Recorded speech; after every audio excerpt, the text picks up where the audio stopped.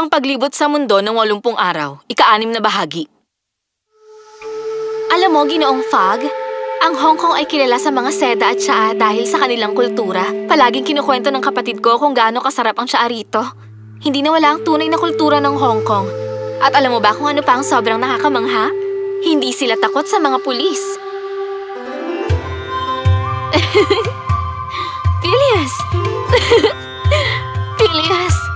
Niligtas mo ko! Phileas! Ikaw ang tagapagligtas ko!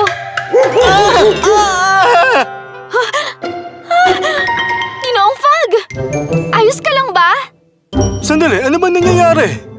Munso, ayos ka lang ba? Aso lang pala yun.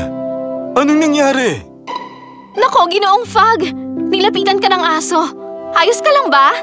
Pero muling natigilan na naman si Mr. Fog. Ikaw ang aking tagapagligtas, Phileas.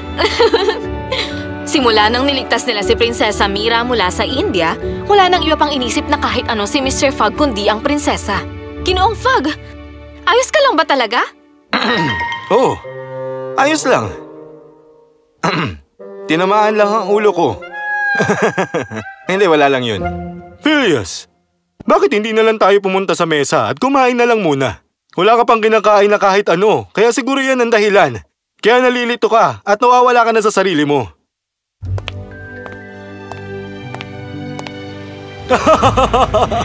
Mukhang nagugustuhan mo na talaga ang prinsesa, kaibigan.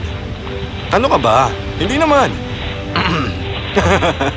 Pag-alis nila ng Calcutta at India, nakarating na si Mr. Fogg, Passepartout at Francis sa Hong Kong.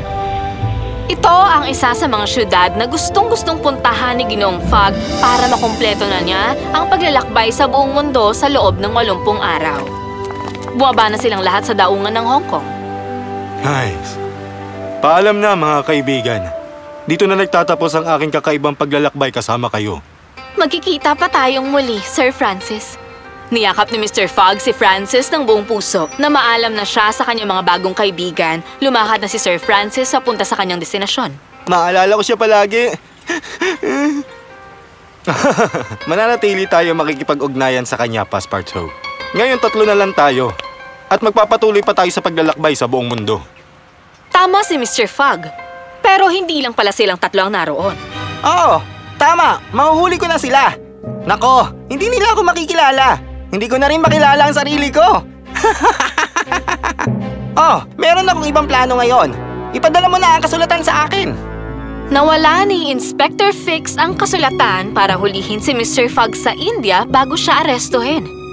Pero hindi pa rin siya tumigil sa pagsunod kay Mr. Fogg hanggang makarating sa Hong Kong.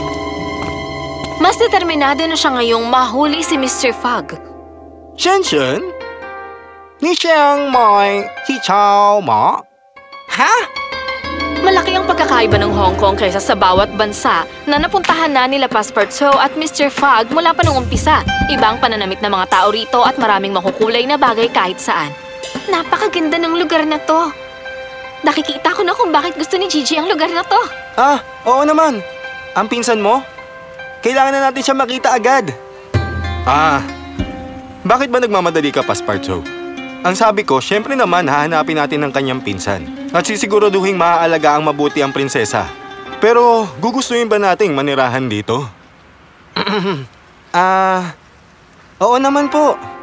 Bukod sa nakita ni Passepartout kung gaano kagustong sabihin ni Mr. Fogg kay Prinsesa Mira na manatili, pero napansin din niya ang kakaiba sa prinsesa mula nang umalis sa India. Nagugustuhan na rin ni Prinsesa Mira ang lalaking ito. Ayoko dito. Hindi ko maintindihan ang sinasabi ng lahat. Paano nagustuhan ni Fogg dito? Shenshen, ni Chiang Mai Si Chao Ma. Anong meron sa mga tao dito? Ayoko ng ganitong klaseng damit. Ang hindi alam ni Inspector Fix na nagiging mabait lang sa kanya ang mga tao. Habang inihahanda ni Inspector Fix ang kanyang pagbabalat kayo, napunit ang suot niyang damit.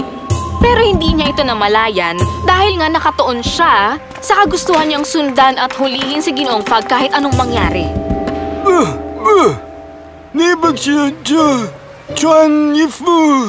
Hindi ko alam ang sinasabi mo. Pwedeng wag mo akong sundan? Sensei, kay Darren. Masyadong nalungkot si Ginoong Fog na isiping matatapos na ang paglalakbay kasama si Prinsesa Mira. Pero kailangan niyang mapanatag dahil ito rin naman ang kagustuhang mangyari ng prinsesa. Tama lang naman to, hindi ba? Makikita ko na si Gigi at makakasama ko siya rito. Kapatid ko siya at palagi niya akong aalagaan. Mag-aaral ako rito o di kaya magtatrabaho. Magiging masaya ako para sa bagong oportunidad at para makapagsimula ako ng bagong buhay. Kaya lang bakit ako nalulungkot? Mabuting tao si Ginoong Fog at marangal. Kaya lang hindi na ako makakasama sa paglalakbay niya. Hindi niya alam ang nararamdaman ni Mr. Fog para sa kanya. Nagpasya na si Prinsesa Mira na humiwalay kay Mr. Fog kahit na sobrang gusto pa niyang sumama sa paglalakbay. Gayunpaman, sa kabila ng namumuong pagmamahalan nila Mr. Fog at Prinsesa Mira, marami nang naaabala sa mga hindi inaasahang insidente. Pasparto, bumaba ka rito at kunin mo na ang mga katibayan para sa konsulado ng Hong Kong. Mansur. Hindi ko po nakalimutan yan. Pero ibig sabihin, hindi ko na po makikita ang prinsesa muli. Ay, Ibinigay ni Passepartout kay Prinsesa Mira ang kanyang paboritong panulat bilang alaala at naluluha siyang bumaba na nagpaalam kay Prinsesa Mira at Mr. Fogg. Nakuha na ni Passepartout ang pasaporte at visa niya. Nakipagsapalaran siya sa kabaan ng Hong Kong. Ilang minuto ang lumipas, naisip ni Passepartout ang pagkakamali niya. Naku, hindi! Magkakamukha ang lahat ng lugar! Hindi ito Europa na kung saan alam ni Passepartout ang bawat salita at alam din ang gagawin niya. Huli na nang maisip niyang nawawala siya. Hindi! Mali ito! Paano ko mahahanap si Monsur ngayon? Kung mahahanap ko lang sana ang pabalik sa Pantalan, kung saan aalis ang vapor namin papuntang Japan. Nawawala ka ba? Oh, Monsur! Pareho tayo ng wika na ginagamit. Oo, tama! Dahil taga-Inglaterra din ang nanay ko. Ano pong ibig sabihin na taga-Inglaterra din po ang nanay nyo? Taga saan naman po ang tatay nyo? Oh, narinig ko na gusto mong bumalik ng Pantalan. Alam ko ang daan. Sumunod ka sa akin. May masama na namang balak si Inspector Fix. Kailangan niyang itago si Passepartout at ilayo kay Mr. Fogg habang hinihintay ang bagong kasulatan. Alam ni Fix na hindi makakaalis si Mr. Fogg nang hindi kasama si Passepartout papuntang ibang bansa. Tama! Dito nga! Gumana nga ang plano ni Fix. Nadala niya si Passepartout sa eksaktong lugar na gusto niya. Monsur, hindi po ito pabalik sa Pantalan. Bakit tayo papasok ng barko? Mali yung Pantalan na yon. Narinig ko na sinabi mo na kailangan mo ng vapor papuntang Japan. Tama ba? Eto na yon. Bago pa makapagsalita si Passepartout, lumabas na sa maliit na kwarto si Fix at sinarado ang pinto mula sa likod para ikulong siya sa loob. Monsur, ano ginagawa mo? Hindi na ako papayag na makawala pa si Mr. Fogg ngayon. Ha? Sino ka para tawagin si Ginoong Fogg nang wala kang respeto? At sandali, bakit mo kilala si Mr. Fogg? Kilala ko kayo pareho. Habang tinatanggal ni Fix ang kanyang balat kayo, natigilan si Passepartout. Teka lang, ikaw si Inspektor ang pumigil sa amin sa Inglaterra? At ang lalaking nakita namin sa Ehipto? Oo, tignan mo ako mabuti, kaibigan. Ako lang naman ang taong uhuli kay Ginoong Fogg. At hindi niya makakalimutan ang araw na yon, tandaan niya. At ako lang ang makakahuli sa kanya. Anong nangyayari?